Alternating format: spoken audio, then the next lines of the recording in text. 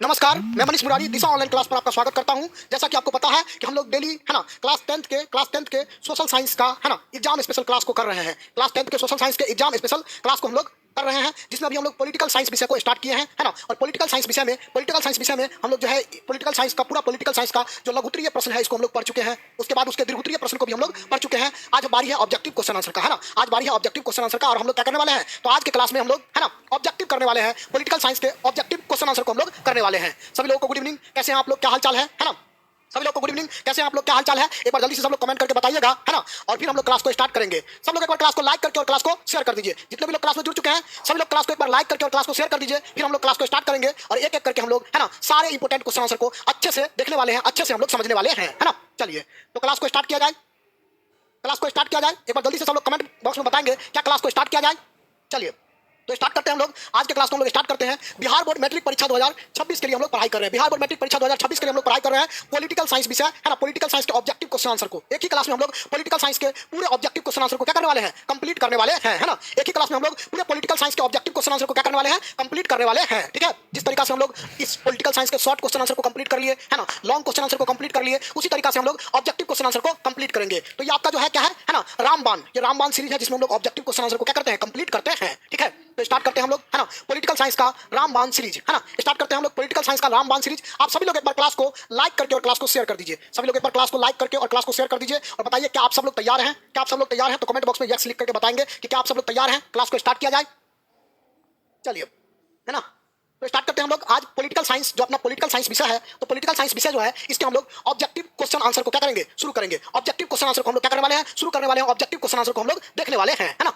चलिए तो स्टार्ट किया जाए, है ना। हम लोग जानते हैं कि पॉलिटिकल साइंस जो आपका विषय है, यहाँ से आपके एग्जाम में 17 ऑब्जेक्टिव क्वेश्चन आता है। कितना ऑब्जेक्टिव क्वेश्चन आता है पॉलिटिकल साइंस विषय में, आपके 17 ऑब्जेक्टिव क्वेश्चन आंसर आता है ना। तो आज जो ये क्लास है ये 17 नंबर के तैयारी के लिए है। आज का ये क्लास 17 नंबर के तैयारी के लिए है ना। आप इस क्लास को अच्छे से करेंगे तो आपको है ना आराम से, ठीक है, आराम से, ठीक है, 17 नंबर जो है यहाँ से आपको आराम से आ जाएगा, ठीक है। चलिए तो क्लास को स्टार्ट करते हैं हम लोग, है ना।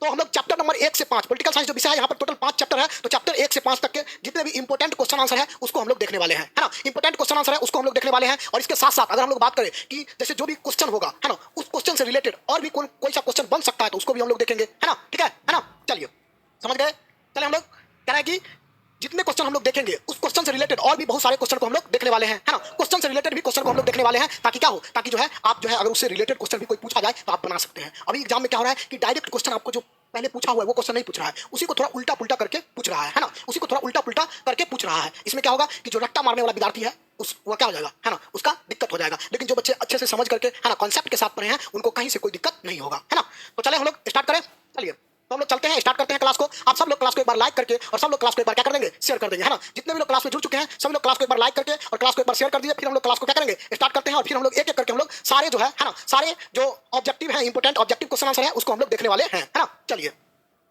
इधर चलिए तो स्टार्ट करें।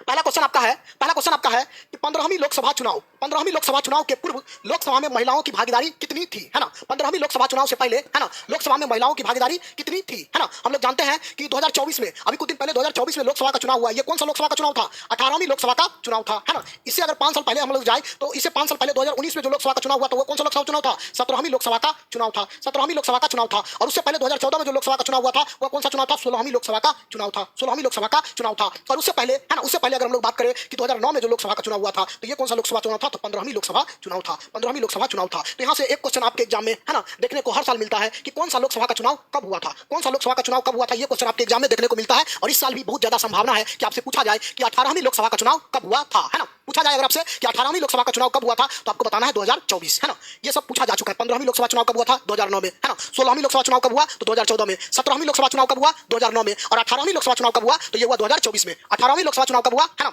ये हुआ 2024 में, है ना। चलिए तो यहाँ पर आपसे पूछ रहा है कि 15वीं लोकसभा चुनाव जो 2009 में हुआ था, 15वीं लोकसभा चुनाव जो 2009 में हुआ था, इसके पहले, है ना, इसके पहले के लोकसभा में महिलाओं की भागीदारी कितनी थी। हम लोग को पता है कि लोकसभा में महिलाओं के लिए सीट कितना है, तो लोकसभा में महिलाओं के लिए सीट का संख्या है 543, है ना। लोकसभा में महिलाओं के लिए सीट का संख्या कितना है, 543 सीट है। और ये 543 में से जो महिलाओं का संख्या रहता है वो कितना रहता है, तो मात्र 10% महिलाएं रहती है। कितना, मात्र 10% महिलाएं रहती है ना। तो 15वीं लोकसभा चुनाव से पहले, है ना, लोकसभा में महिलाओं की भागीदारी कितना था, तो मात्र 10%। क्या रहेगा, मात्र 10%, है ना। तो यहाँ पर हम लोग क्या करेंगे कि एक क्वेश्चन के साथ साथ बहुत सारा क्वेश्चन को सीखेंगे, है ना। तो आप ये नहीं जरूरी, ये नहीं आपको ध्यान में रखना है कि सिर्फ ये क्वेश्चन एग्जाम में आएगा तो हमको बनाना है कि 15वीं लोकसभा चुनाव के पूर्व लोकसभा में महिलाओं की भागीदारी कितनी थी, तो 10%। सिर्फ यही आएगा तो नहीं बनाएंगे। अगर ये भी आए कि 15वीं लोकसभा चुनाव कब हुआ, तो 2009 में, है ना। ये भी आए कि लोकसभा में सीटों का संख्या कितना है, तो 543। लोकसभा में सीटों का संख्या कितना है, 543, ये भी हमको बताना है। 2015वीं लोकसभा चुनाव कब हुआ, 2009 में। 16वीं लोकसभा चुनाव कब हुआ, 2014 में, है ना। 17वीं लोकसभा चुनाव कब हुआ, 2019 में। और इस साल जो आने वाला क्वेश्चन है वह क्या है कि 18वीं लोकसभा चुनाव कब हुआ, तो ये 2024 में। 18वीं लोकसभा चुनाव कब हुआ, तो 2024 में, ठीक है। चलिए आगे हम लोग बढ़ते हैं।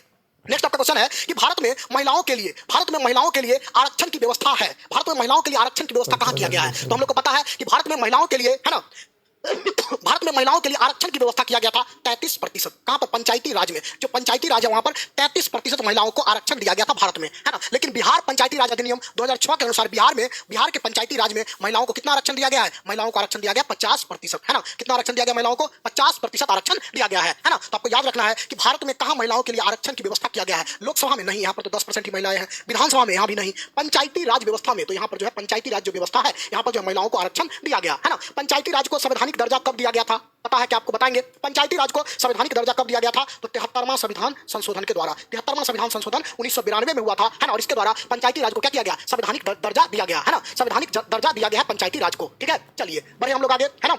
तो यहाँ पे हम लोग एक क्वेश्चन के साथ जो है कई क्वेश्चन को क्या करेंगे, समझने का कोशिश करेंगे, ताकि एग्जाम में आपको इससे रिलेटेड कोई भी क्वेश्चन आए, है ना, तो आप बना पाए, है ना। आप ये उम्मीद मत रखिए कि सीधा सीधा क्वेश्चन एग्जाम में जो क्वेश्चन है सीधा यही क्वेश्चन आएगा, नहीं। इसके बारे में जो आपको हम समझा रहे हैं यहाँ से ज्यादा क्वेश्चन आपको देखने को मिलेगा, क्योंकि पिछले वर्ष भी ऐसा हुआ है कि जो क्वेश्चन यहाँ पे हम एक्स्ट्रा बता रहे हैं इससे रिलेटेड क्वेश्चन ये पूछा जा रहा है ना। जो क्वेश्चन पूछा जा चुका है वो क्वेश्चन अब थोड़ा कम पूछा जा रहा है ना। उससे रिलेटेड नया क्वेश्चन को ज्यादा पूछा जा रहा है ना। उससे रिलेटेड नया क्वेश्चन को ज्यादा पूछा जा रहा है ना। तो आपको क्या करना है कि हर एक चीज को समझ लेना है, चाहे क्वेश्चन कहीं से आए, है ना, उसको हमको क्या करना है, बना देना है, ठीक है ना। इन्हें की बस रट्टा मार रहे हैं, एक का ए, दो का बी, तीन का सी, है ना, और वहां थोड़ा सा उल्टा किया कि बस अपने उलट गए, ऐसा नहीं होना चाहिए, ठीक है। चलिए नेक्स्ट आपका क्वेश्चन है कि बिहार में पंचायती राज संस्थाओं में महिलाओं के लिए कितनी सीट आरक्षित है। बिहार के पंचायती राज संस्थाओं में महिलाओं के लिए कितनी सीट आरक्षित है। अगर आपसे बिहार के बारे में पूछा जाए तो अपना बिहार में 50% सीट महिलाओं के लिए आरक्षित है। और देश के अन्य राज्यों में अगर हम लोग देखें तो अधिकांश जगह पे 33% कम से कम तो महिलाओं के लिए आरक्षित है ही। तो यहाँ पर हमसे बिहार के बारे में पूछा गया है तो बिहार में क्या लगाएंगे, ऑप्शन नंबर ए 50% बिहार के पंचायती राज में महिलाओं के लिए आरक्षण का व्यवस्था किया गया है ना। बिहार में 50% आरक्षण का व्यवस्था महिलाओं के लिए किया गया है ना। चलिए बढ़ते हैं हम लोग आगे। नेक्स्ट आपका क्वेश्चन है कि सांप्रदायिक राजनीति किस धारणा पर आधारित है ना। ये सांप्रदायिक राजनीति आपको बताए थे कि सांप्रदायिक राजनीति किस धारणा पर आधारित है। सांप्रदायिक राजनीति का कॉन्सेप्ट क्या होता है ना। आपको पढ़ाए थे लघुत्तरीय क्वेश्चन में कि सांप्रदायिक राजनीति किसे कहते हैं, याद है ना, है ना। धर्म पर आधारित राजनीति को सांप्रदायिक राजनीति कहते हैं। धर्म पर आधारित राजनीति को क्या कहा जाता है, सांप्रदायिक राजनीति कहा जाता है ना। और सांप्रदायिकता किसको कहा जाता है, सांप्रदायिकता किसको कहा जाता है, तो है ना, जब क्या हो एक धर्म को दूसरे धर्म से श्रेष्ठ माना जाता है, जब एक धर्म को दूसरे धर्म से ऊंचा माना जाता है तो इसी को क्या कहा जाता है, सांप्रदायिकता कहा जाता है। जब एक धर्म से प्यार किया जाता है और दूसरे धर्म से नफरत किया जाता है तो इसी को क्या कहा जाता है, सांप्रदायिकता कहा जाता है ना। चलिए तो ध्यान रहेगा, है ना, कि सांप्रदायिक राजनीति किस पर आधारित होती है, तो ये जो सांप्रदायिक राजनीति है इसका संबंध है धर्म से। इसमें क्या होता है कि एक धर्म को दूसरे धर्म से श्रेष्ठ माना जाता है, एक धर्म को इसमें दूसरे धर्म से श्रेष्ठ माना जाता है ना। चलिए नेक्स्ट आपका क्वेश्चन है ना, नेक्स्ट आपका क्वेश्चन है, बढ़े हम लोग आगे। नेक्स्ट आपका क्वेश्चन है कि क्वेश्चन नंबर 5, निम्नलिखित व्यक्तियों में कौन लोकतंत्र में रंग भेद के विरोधी नहीं थे, है ना। निम्नलिखित व्यक्तियों में कौन लोकतंत्र में रंग भेद के विरोधी नहीं थे। बोला कि कौन ऐसा व्यक्ति है जो लोकतंत्र में रंग भेद के विरोधी नहीं थे, है ना। ये रंग भेद क्या होता है पहले ये समझिए आप, तब तो समझिएगा कि रंग भेद के विरोधी कौन नहीं थे। तो रंग भेद का मतलब क्या है कि चमड़ी के रंग के आधार पर भेदभाव करना क्या कहलाता है, रंग भेद कहलाता है ना। गोरा और काला के बीच जो भेदभाव किया जाता है उसी को हम लोग क्या कहते हैं, रंग भेद कहते हैं। और रंग भेद का विरोध किए हैं मार्टिन लूथर, ये किए हैं महात्मा गांधी, दक्षिण अफ्रीका में रंग भेद का विरोध किए थे। उसके बाद ओलंपिक धावक जो टोमो स्मिथ और जॉन कार्लोस थे ये भी रंग भेद के विरोधी थे। ये सब लोग रंग भेद का विरोधी किए थे कि काला जो लोग था ना, काला लोग सबको साथ जो है, काला लोगों को जो है समानता का अधिकार नहीं मिलता था पहले, है ना। काला लोगों के साथ भेदभाव किया जाता था, है ना। तो ये लोग जो है इसके खिलाफ जो है आवाज उठाए थे, है ना। ये लोग इसके खिलाफ आवाज उठाए थे। लेकिन जेड गुड्डी ये जो है रंग भेद के विरोधी नहीं है, है ना। ये रंग भेद के विरोधी नहीं है, ठीक है। चलिए नेक्स्ट आपका है कि हम लैंगिक विभाजन का बात करते हैं तो हमारा अभिप्राय क्या होता है ना। बोला है कि जब हम लैंगिक विभाजन का बात करते हैं, है ना, जब हम लैंगिक विभाजन का बात करते हैं, ठीक है ना, जब हम लैंगिक विभाजन का बात करते हैं तो इसका क्या मतलब है, लैंगिक विभाजन का मतलब क्या है, लैंगिक विभाजन का अभिप्राय क्या होता है, अभिप्राय का मतलब क्या होता है, अर्थ, लैंगिक विभाजन का अर्थ क्या होता है ना। ये आपसे पूछा जा रहा है लैंगिक विभाजन का अर्थ क्या होता है ना, कि महिला और पुरुषों के बीच जो असमानता पाया जाता है उसी को हम लोग लैंगिक विभाजन कहते हैं, है ना। जैसे पुरुष को कहा जाता है घर के बाहर का काम करना है, महिला को कहा जाता है घर के अंदर का काम करना है ना। हम लोग देखते हैं कि जो पुरुष होते हैं, है ना, उनको थोड़ा उसका ज्यादा चाहत होता है, बेटा का ज्यादा चाहत होता है, ज्यादातर लोगों को बेटी का कम चाहत होता है, नहीं बेटी को कम पढ़ाया जाता है, बेटा को ज्यादा पढ़ाया जाता है। तो ये जो चीज है इसी को हम लोग लैंगिक विभाजन या लैंगिक असमानता या लैंगिक विभेद के नाम से हम लोग क्या करते हैं, जानते हैं। तो कह रहा है कि स्त्री और पुरुष के बीच जो अंतर है इसको लैंगिक विभाजन कहते हैं। नहीं तो समाज द्वारा, हमारा जो समाज है इसमें महिला और पुरुष, स्त्री और पुरुष को दी गई असमान भूमिका, कहा जाता है कि समाज में स्त्री और पुरुष को जो अलग अलग भूमिका दिया गया है, कहा जाता है कि पुरुष ये कर सकता है, महिला ये कर सकती है, पुरुष ऐसा नहीं कर सकता है, महिला ऐसा नहीं कर सकती है। ये जो बात है इसी को हम लोग क्या कहेंगे, लैंगिक विभाजन कहेंगे। इसी को क्या कहा जाता है, लैंगिक विभाजन कहा जाता है ना। नेक्स्ट आपका है कि भारतीय संविधान के बारे में इसमें से कौन सा कथन सही है। भारत के जो संविधान है, हमारा संविधान है, देश का संविधान है, संविधान किसको कहते हैं? तो किसी भी देश का नियम, किसी भी देश को चलाने के लिए जो नियम और कानून बनता है उसी को हम लोग संविधान कहते हैं। अपना भी भारत का क्या है? संविधान है। और इस संविधान में क्या है? यहाँ धर्म के आधार पर भेदभाव को मना ही किया गया। बिल्कुल सही बात है, हमारे यहाँ धर्म के आधार पर भेदभाव नहीं किया जाएगा। तो ये बात बिल्कुल क्या है? सही है, हमारे यहाँ धर्म के आधार पर भेदभाव नहीं किया जाएगा। यह एक धर्म को राजकीय धर्म मानता है। ये भारत का कोई अपना सरकारी धर्म है? तो नहीं, बिल्कुल नहीं है। लोगों को कोई भी धर्म मानने का आजादी नहीं है, ये तो है, ये बात भी गलत है। हमारे यहाँ कोई भी धर्म आप मान सकते हैं। महिलाओं में मतदान का अधिकार का अभाव है? नहीं, महिला पुरुष दोनों को मतदान का अधिकार दिया गया है। तो भारत के संविधान के अनुसार कौन सा बात इसमें से सही है? तो ऑप्शन नंबर ए जो है बिल्कुल सही है कि यह धर्म के आधार पर भेदभाव को मना ही करता है। हमारे यहाँ क्या धर्म के आधार पर भेदभाव को मना ही किया गया है ना। चलिए नेक्स्ट आपका क्वेश्चन है कि अंतरराष्ट्रीय महिला दिवस कब मनाया जाता है ना। अंतरराष्ट्रीय महिला दिवस कब मनाया जाता है ये आपसे पूछा जा रहा है ना। अंतरराष्ट्रीय महिला दिवस कब मनाया जाता है? 8 मार्च को मनाया जाता है ना। 8 मार्च को मनाया जाता है अंतरराष्ट्रीय महिला दिवस। अंतरराष्ट्रीय महिला दिवस मनाने का घोषणा किसके द्वारा किया गया? अंतरराष्ट्रीय महिला दिवस मनाने का घोषणा किसके द्वारा किया गया? यूएनओ के द्वारा, यूनाइटेड नेशन ऑर्गेनाइजेशन के द्वारा किया गया। और कब किया गया है ना? अंतरराष्ट्रीय महिला दिवस मनाने का घोषणा कब किया गया? तो आपको याद रखना 1975 में किया गया। कब किया गया? तो 1975 में अंतरराष्ट्रीय महिला दिवस मनाने का घोषणा किया गया है ना। अंतरराष्ट्रीय महिला दिवस मनाने का घोषणा यूएनओ के द्वारा 1975 में किया गया है ना। यूएनओ मतलब संयुक्त राष्ट्र संघ है ना, यूनाइटेड नेशन ऑर्गेनाइजेशन। या क्या है? एक अंतरराष्ट्रीय संगठन है, मतलब इंटरनेशनल ऑर्गेनाइजेशन है ना। चलिए नेक्स्ट आपका हम लोग देखते हैं कह कि सांप्रदायिक राजनीति आधारित होती है क्या चीज पर? अभी तुरंत आपको हम बताएं। सांप्रदायिक राजनीति मतलब जो राजनीति धर्म के आधार पर किया जाता है, जो राजनीति धर्म के आधार पर किया जाता है। कहा जाता है कि आप इस धर्म के हैं इसलिए हमको वोट दे दीजिए। तो ये जो बात है इसी को क्या कहा जाता है? सांप्रदायिक राजनीति है ना। तो धर्म के आधार पर राजनीति करना क्या कहलाता है? सांप्रदायिक राजनीति कहा जाता है ना। और सांप्रदायिक जो राजनीति है ये क्या चीज पर आधारित है? धर्म पर आधारित है। क्या चीज पर? धर्म पर आधारित है ना, याद रहेगा। नेक्स्ट हम लोग बढ़े। नेक्स्ट आपका क्वेश्चन है कि 16वीं लोकसभा में महिला सदस्यों की संख्या कितनी है ना। 16वीं लोकसभा चुनाव का बात किया जा रहा है ना। अभी तुरंत आपको हम बताए हैं कि 16वीं लोकसभा चुनाव कब हुआ था है ना। 18वीं लोकसभा चुनाव 2024 में हुआ था। 16वीं लोकसभा चुनाव का अगर हम लोग बात करें तो कब हुआ था? 2014 में हुआ था। कब हुआ था? 2014 में हुआ था है ना। तो 2014 में जो 16वीं लोकसभा का चुनाव हुआ है ना, ये आपको याद रखना कि 16वीं लोकसभा चुनाव 2014 ईस्वी में हुआ था। तो 16वीं लोकसभा चुनाव में महिला सदस्यों का संख्या कितना था? तो 61। 543 में से 61 जो है महिलाएं थी। 543 लोकसभा में टोटल सीट होता है और उसमें से महिला कितनी थी? 61 महिला थी। कितनी महिला थी? 61 महिला थी। तो आपको याद रखना है कि 16वीं लोकसभा चुनाव 2014 ईस्वी में हुआ था है ना। और लोकसभा में टोटल सीट कितना है? 543 और उसमें से महिला कितनी थी? तो महिला थी 61 है ना। ठीक है, महिला कितनी थी? महिला थी 61 है ना। तो क्वेश्चन नंबर ये आपका क्या रहा? 10। तो आप लोग एक बार बताएंगे कि 10 तक में से आप लोग का है ना कितना सही हुआ। फिर हम लोग आगे बढ़ेंगे है ना। 10 तक में से आप लोग का कितना सही हुआ एक बार आप लोग बताएंगे और फिर हम लोग आगे बढ़ेंगे। तो यहाँ तक हम लोग क्वेश्चन तो 10 किए हैं, नहीं यहाँ तक हम लोग क्वेश्चन तो 10 कर रहे हैं, लेकिन इसके साथ साथ बहुत सारे क्वेश्चन को सीख भी रहे हैं। बहुत सारे क्वेश्चन को क्या कर रहे हैं? सीख भी रहे हैं है ना। ठीक है, चलिए तो बहुत सारे क्वेश्चन को यहाँ पर हम लोग क्या कर रहे हैं? सीख भी रहे हैं है ना। तो ये आपको ध्यान रखना है कि हम लोग को क्या करना है? सिर्फ क्वेश्चन को रटना नहीं है, सीखना है कि उससे अगर रिलेटेड है ना। ठीक है, कोई भी चीज अगर आपसे पूछ लिया जाए तो उसको आपको बता देना है ना। अंतिम प्रहार कल का पीडीएल पैनल पीडीएफ अपलोड नहीं हुआ है क्या? है तो करवा दीजिए। चलिए यहाँ तक मैं बताएंगे आपको कोई दिक्कत, कोई दुख, कोई दर्द, कोई समस्या? संजय सर को बुलाया जाए। संजय सर अभी दिशा साइंस क्लासेस यूट्यूब चैनल पर 12th के बच्चों के लिए मैथ पढ़ा रहे हैं है ना। कल मैथ का एग्जाम है 12th में, तो इसीलिए जो है 12th के बच्चों को मैथ पढ़ा रहे हैं। ठीक है, चलिए तो आप लोग तो 10th वाले बच्चे हैं तो इधर एसएसटी पढ़िए, 12th का मैथ पढ़ के क्या करिएगा। ठीक है, कल से आप लोग को पढ़ाएंगे संजय सर ही शाम के समय में है ना। बस आज भर जो है आप पढ़ लीजिए इधर, बाद बाकी कल से पढ़िएगा संजय सर से। ठीक है, चलिए हम लोग कोई भी क्वेश्चन सीधा मत बोलिए गलती है। गलती है तो क्यों गलती है ये भी बताइए थोड़ा सा, नहीं है ना। गलती है तो क्यों गलती है, कहाँ से आप पढ़ लिए, कौन किताब में दिया है, कितना नंबर पेज में दिया है, सब बताइएगा। ठीक है, ऐसे नहीं कि क्वेश्चन नंबर 1 गलती है, रट्टा मार लिए कहीं से गलती है। गलती है तो कहाँ गलती है, किधर से गलती है, ये भी बताना होगा ना आपको। कैसे गलती है उसका कारण के साथ विथ एक्सप्लेनेशन आपको बताना होगा कि अगर कोई क्वेश्चन गलती है तो गलती है, नहीं कि क्वेश्चन नंबर 1 गलती है, 2 गलती है, 3 गलती है ना, बकलोल की तरह। चलिए बढ़े हम लोग आगे। नेक्स्ट आपका है अंतरराष्ट्रीय महिला दिवस। अंतरराष्ट्रीय महिला दिवस की घोषणा किस संस्था ने की? तो अंतरराष्ट्रीय महिला दिवस 8 मार्च को मनाया जाता है। कब मनाया जाता है? 8 मार्च को मनाया जाता है। और इसका घोषणा किसके द्वारा किया गया? तो अंतरराष्ट्रीय महिला दिवस का घोषणा यूएनओ यानी संयुक्त राष्ट्र संघ के द्वारा किया गया। ये संयुक्त राष्ट्र संघ एक संस्था है, इसको हम लोग शॉर्टकट में यूएनओ कहते हैं, यूनाइटेड नेशन ऑर्गेनाइजेशन। ये एक अंतरराष्ट्रीय संगठन है। ये क्या है? एक अंतरराष्ट्रीय संगठन है जो 1975 में, कब 1975 में अंतरराष्ट्रीय महिला दिवस मनाने का घोषणा किया था। ये अंतरराष्ट्रीय महिला दिवस मनाने का घोषणा कब किया गया? 1975 ईस्वी में अंतरराष्ट्रीय महिला दिवस मनाने का घोषणा किया गया है ना। नेक्स्ट आपका क्वेश्चन है कि निम्नलिखित में से किस समुदाय ने ब्रुसेल्स में बहुमत का गठन किया? हम लोग को पता है कि बेल्जियम एक देश था है ना। वहाँ बेल्जियम का राजधानी है ना ये। तो यहाँ पर क्या हो रहा था कि जो यहाँ पर क्या था कि बेल्जियम जो है यहाँ पर ज्यादातर डच बोलने वाले लोग थे। यहाँ पर ज्यादा डच बोलने वाले लोग थे, लेकिन इसका जो यहाँ पर ज्यादा डच बोलने वाले लोग थे और उसके बाद कम जो है फ्रेंच बोलने वाले लोग थे। लेकिन इसका जो राजधानी था यहाँ पर उल्टा था, यहाँ पर ज्यादातर लोग फ्रेंच बोलने वाले लोग थे और जो कम लोग थे वो क्या थे? डच बोलने वाले लोग थे। तो ब्रुसेल्स में जो है फ्रेंच भाषी लोगों ने क्या किया? बहुमत का गठन किया था। फ्रेंच भाषी लोगों ने यहाँ पर क्या किया था? बहुमत का गठन किया था, क्योंकि यहाँ पर फ्रेंच बोलने वाले लोगों का संख्या 80% था है ना, और डच बोलने वाले लोगों का संख्या है ना 20% था। तो यहाँ पर जो है बहुमत का गठन किसके द्वारा किया गया? फ्रेंच भाषी लोगों के द्वारा किया गया, क्योंकि राजधानी जो बेल्जियम का राजधानी है वहाँ पर फ्रेंच बोलने वाले लोगों का संख्या ज्यादा था। लेकिन पूरा बेल्जियम अगर देश का बात किया जाए तो वहाँ पर डच बोलने वाले लोगों का संख्या क्या था? ज्यादा था। वहाँ पर डच बोलने वाले लोगों का संख्या क्या था? ज्यादा था है ना। समझ गए? चलिए नेक्स्ट अगर हम लोग देखें, नेक्स्ट आपका कह रहा है कि राष्ट्रवादियों और यूके की सरकार के बीच कब समझौता हुआ। राष्ट्रवादियों और यूके के सरकार के बीच कब समझौता हुआ था? 1998 ईस्वी में, है ना। राष्ट्रवादियों और यूके के सरकार के बीच कब समझौता हुआ? तो राष्ट्रवादियों और यूके के सरकार के बीच, है ना, 1998 में क्या हुआ? समझौता हुआ, है ना। ये भी आपको ध्यान रखना है, ठीक है।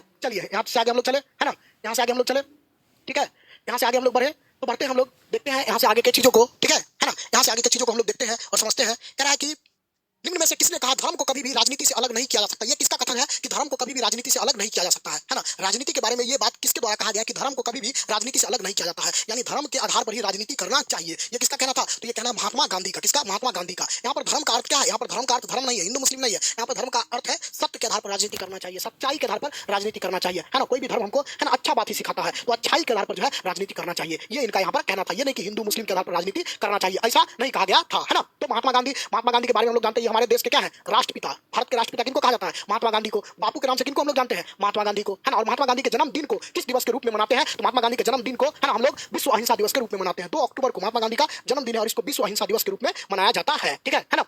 चलिए नेक्स्ट आपका क्वेश्चन है कि निम्न में से क्या क्षेत्रवाद की भावना का एक कुपरिणाम है? क्षेत्रवाद की भावना का कुपरिणाम क्या होता है? क्षेत्रवाद किसको कहते हैं? अपने क्षेत्र के प्रति लगाव की भावना को क्षेत्रवाद कहा जाता है ना। अपने क्षेत्र के प्रति लगाव की भावना को क्या कहा जाता है? क्षेत्रवाद कहा जाता है। जैसे कि मान लीजिए आपको बिहार से लगाव है, कहते हैं कि हम बिहारी हैं, है ना, हम बिहारी हैं। अगर ऐसा कह रहे हैं, इसका मतलब क्या है कि हम क्षेत्रवाद कर रहे हैं। क्या कर रहे हैं? क्षेत्रवाद कर रहे हैं, बिहार का बात कर रहे हैं, तो ये क्या है? क्षेत्रवाद कर रहे हैं। या हम अपने जिला का बात करें कि हम समस्तीपुर के हैं, तो ये क्या हो गया? क्षेत्रवाद हो गया। नहीं, तो ज्यादा अगर क्षेत्रवाद बहुत ज्यादा हो जाता है तो इसका कुपरिणाम क्या होता है? अगर कोई आदमी बहुत ज्यादा क्षेत्रवाद करने लगे कि सब कुछ खाली बिहार बिहार बिहार करने लगे, तो फिर इसका कुपरिणाम मतलब बुरा परिणाम क्या होगा? तो अपने क्षेत्र से लगाव हो जाएगा, ये नहीं होगा इसका बुरा परिणाम, ये तो अच्छा परिणाम है। बुरा परिणाम क्या होगा? अलगाववाद होगा। अलगाववाद क्या होगा? अलगाववाद, है ना, अलगाववाद होगा। अलगाववाद किसको हम लोग कहते हैं? तो अलगाववाद कहते हैं कि अपने मतलब किसी देश से अलग होकर के अलग देश बनाने का मांग करना अलगाववाद कहलाता है। किसी देश से अलग होकर के, है ना, अलग देश बनाने का मांग करना। अलगाववाद का मतलब क्या है? अलग देश बनाने का मांग करना। अलग देश बनाने का मांग करना क्या कहलाता है? अलगाववाद कहलाता है ना। तो आपको याद रखना है ना, कि क्षेत्रवाद का कुपरिणाम क्या होगा? अलगाववाद है ना। क्षेत्रवाद का कुपरिणाम क्या होगा? अलगाववाद होगा। नेक्स्ट आपका आगे है कि निम्न में कहां सामाजिक विभाजन का आधार भाषा है? भाषा के आधार पर कहां सामाजिक विभाजन हुआ है ना। ऐसा कौन सा देश है जहां पर भाषा के आधार पर समाज 2 भागों में बट गया है ना। ऐसा कौन सा देश है जहां भाषा के आधार पर समाज 2 भागों में बट गया है? तो बेल्जियम में ही तो भाषा के आधार पर बटा हुआ है। डच और फ्रेंच, है ना। यहाँ पर किस भाषा के आधार पर लड़ाई चल रहा है? तो डच वर्सेस फ्रेंच, है ना। डच और फ्रेंच बोलने वाले के बीच यहाँ पर क्या है? लड़ाई है ना। डच और फ्रेंच बोलने वाले के बीच यहाँ पर लड़ाई है बेल्जियम में, है ना। उत्तरी आयरलैंड, बोलिविया, नेपाल। बोलिविया में क्या चीज को लेकर यहाँ पर दिक्कत चल रहा था? तो यहाँ पर पानी की कीमत में वृद्धि को लेकर के, बोलिविया में आंदोलन हुआ था। नेक्स्ट आपका कि अंतर्राष्ट्रीय महिला दिवस का घोषणा कब किया गया? अंतर्राष्ट्रीय महिला दिवस 8 मार्च को मनाते हैं। 8 मार्च को हम लोग मनाते हैं और इसका घोषणा यूएनओ के द्वारा, है ना, 1975 ईस्वी में किया गया। कब किया गया? 1975 ईस्वी में अंतर्राष्ट्रीय महिला दिवस का घोषणा किया गया, है ना। नेक्स्ट आपका क्वेश्चन है कि सामाजिक विभाजन को हल करने का सबसे अच्छा तरीका क्या है ना। बोला कि समाज में अगर विभाजन हो, समाज में अगर लड़ाई झगड़ा हो, तो इसको हल करने का सबसे अच्छा तरीका क्या है? जैसे हिंदू मुस्लिम के बीच लड़ाई हो, ऊंचा जाति नीचा जाति के बीच लड़ाई हो, तो इसको हल करने का सबसे अच्छा तरीका क्या है? राजतंत्र में हल होगा। राजा इसका हल कर पाएगा? नहीं कर पाएगा, है ना। लोकतंत्र में इसका हल होगा? तो लोकतंत्र में 100 का उपाय है। लोकतंत्र में हर दवाई क्या है? उपाय है ना। और सैनिक तानाशाही इसमें भी नहीं होगा। जन संघर्ष से हल होगा? नहीं होगा। तो हल कैसे होगा? तो हल होगा लोकतंत्र से। कैसे होगा? लोकतंत्र से हल होगा। समाज में अगर विभाजन हो रहा है, लड़ाई झगड़ा हो रहा है, कुछ भी हो रहा है, तो उसको लोकतंत्र ही हल कर सकता है और कोई हल नहीं कर सकता है। नेक्स्ट आपका है कि सत्ता में साझेदारी सही है क्योंकि सत्ता में साझेदारी हम लोग किसको कहते हैं? तो समाज के सभी वर्ग के लोगों को सरकार में हिस्सेदारी देना सत्ता की साझेदारी कहलाता है ना। समाज में जितने वर्ग के लोग हैं सबको सरकार में हिस्सेदारी देना क्या कहलाता है? सत्ता की साझेदारी कहलाता है। और सत्ता में साझेदारी क्यों सही है? यह विविधता को अपने में समेट लेती है, देश की एकता को कमजोर करती है, नहीं फैसला लेने में देरी करती है, इसलिए सही है। नहीं तो ये क्या करती है? विभिन्न समुदाय के बीच टकराव को कम कर देती है। जब सबको सत्ता में हिस्सेदारी मिल जाता है, सबको सरकार में हिस्सेदारी मिल जाता है, तो समाज में आपस में लड़ाई झगड़ा बंद हो जाता है ना। तब लोग समाज में आपस में नहीं लड़ते हैं। तो इसलिए विभिन्न समुदाय के बीच टकराव को ये क्या करता है? कम करता है। सत्ता में साझेदारी क्या करता है? तो विभिन्न समुदाय के बीच टकराव को कम कर देता है ना। नेक्स्ट आपका क्वेश्चन है कि निम्न में से कौन पंचायती राज व्यवस्था का दूसरा स्तर है? पंचायती राज व्यवस्था जो है हमारे यहाँ 3 स्तर पर बनाया गया है। पंचायती राज व्यवस्था हमारे यहाँ 3 स्तर पर बनाया गया है। पहला है ग्राम पंचायत के स्तर पर। ग्राम पंचायत के स्तर पर क्या किया गया?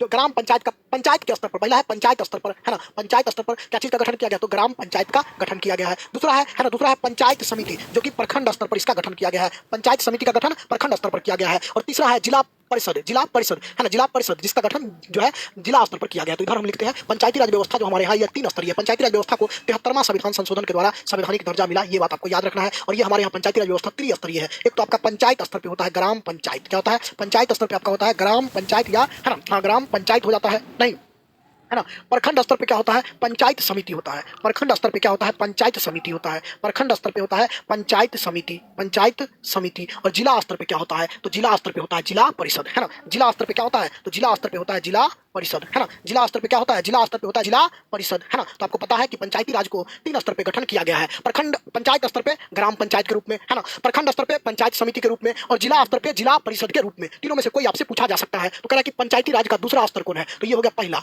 ये हो गया दूसरा, और ये हो गया तीसरा। तो दूसरा स्तर कौन है, प्रखंड स्तर पे पंचायत समिति। तो ये जो पंचायत समिति है जिसका गठन प्रखंड स्तर पे किया जाता है, ये पंचायती राज का दूसरा स्तर है। अगर आपसे तीसरा पूछ लिया जाए, है ना, अगर आपसे तीसरा पूछ लिया जाए, अगर आपसे पहला पूछ लिया जाए तो आप बता देंगे। अगर पहला बोलेगा तो हमको बताना है ग्राम पंचायत, दूसरा बोलेगा तो बताना है पंचायत समिति, और तीसरा बोलेगा तो बताना है जिला परिषद। तीसरा बोलेगा तो क्या बताना है हमको, जिला परिषद बताना है ना। यहाँ तक कोई दिक्कत है ना, यहाँ तक